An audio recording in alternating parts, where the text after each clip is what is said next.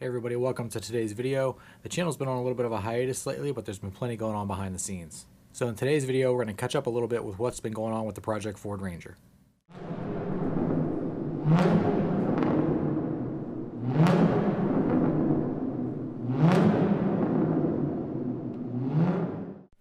Alright, so way back when I first got this truck, I had mentioned the possibility of doing some sort of a turbo swap with the older Thunderbird Turbo Coupe engine.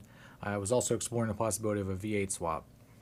I was pretty much sold on the V8 swap idea at first. I had planned on doing the 5-liter swap out of a Ford Explorer. I was doing a lot of research on that and was just about to pull the trigger on some parts, and I backed out. And I sort of changed direction. I ended up 5-speed swapping the Ranger. Those videos you've seen over the past few months. And I've been driving the Ranger as a 5-speed now for quite a while, and I really enjoy it. And the more I drove it, the more I sort of decided to stick with the drivetrain that I had, or at least some variation of it, and not go the V8 swap route. So sticking with the 2.3 liter, there's not a lot of options out there other than putting a turbo on it.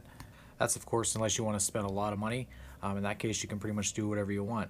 But in my case, I didn't want to spend a ton of money, so I've resorted to looking at older Thunderbird, SVO Mustang, and AmeriCore X04 Ti parts, which share this engine amongst all of those. So the engine that I have here is actually from that donor truck that the 5-speed transmission came out of. Whenever I had that truck, I kept both the engine and the transmission. And originally I just planned on using this engine just to mock up the turbo setup. But the more that I think about it, the more that I like the idea of building the entire engine outside of the truck and then swapping it out with my existing engine that's in the truck now.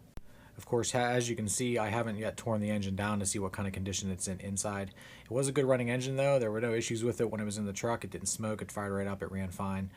So I don't foresee any major problems inside. I think it's really going to come down to how much wear there is. Alright, so as far as the factory turbo parts that I've started off with, the exhaust manifold that you see there is, I believe, from a later model Thunderbird. It's referred to as an E6 manifold. And the turbo, I believe, is from an earlier model Thunderbird, judging by the size of the compressor housing and the outlet fitting that you see there, which is a 2-bolt flange. I believe the SVO Mustang's compressor housing was a little bit different, that it was able to connect right to a coupler fitting. That's why I think this one here is probably from a Thunderbird or maybe a AmeriCore X04 Ti also. I probably will actually switch the compressor housing to the SVO style just to make it a little bit easier as far as the plumbing is concerned whenever I go to do that later. As far as the turbo itself, this is an older Garrett unit. It's a 60 trim, the compressor side is an AR60, the exhaust side is an AR63. My understanding of these turbos is they're capable of up to about 20 pounds of boost, maybe a little bit more, but I think the efficiency starts to really drop. So 20 pounds of boost is probably the max that I would try to do with it, and that's probably going to be just fine for the build that I'm trying to do here. So let's talk a little bit about internals and what my plans are there. I really don't recommend using the stock internals on these engines. They're not going to take a lot of boost. I've heard people say anywhere from 5 to 7 pounds normally is what these cast pistons will take. I have heard some people claim higher than that if the tuning is just perfect, but I've never seen any proof of that. That low boost is probably not going to make the amount of power that I'm really going to want.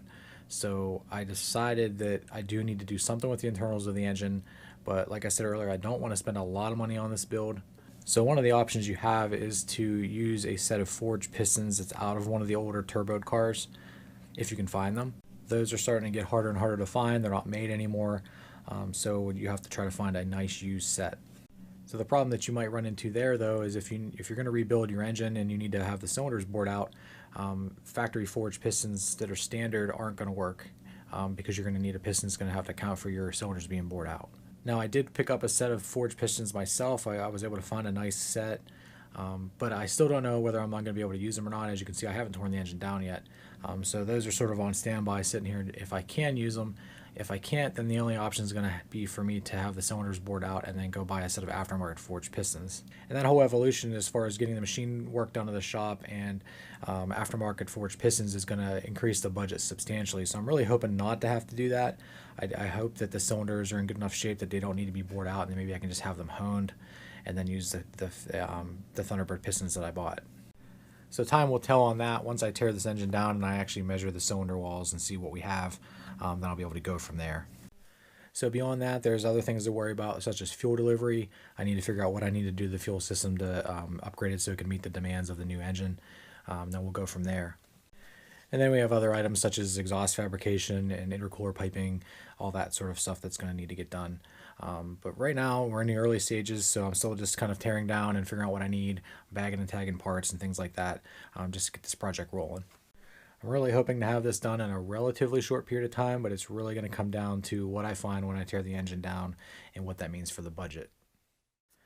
All right, everybody, so that's where we are right now with the project. Like I said, stay tuned for future videos as we work through it, and hopefully we all learn something along the way. So as always, if you haven't subscribed, please subscribe, and if you liked today's video, please give me a thumbs up, and I'll see you on the next one. Thanks for watching.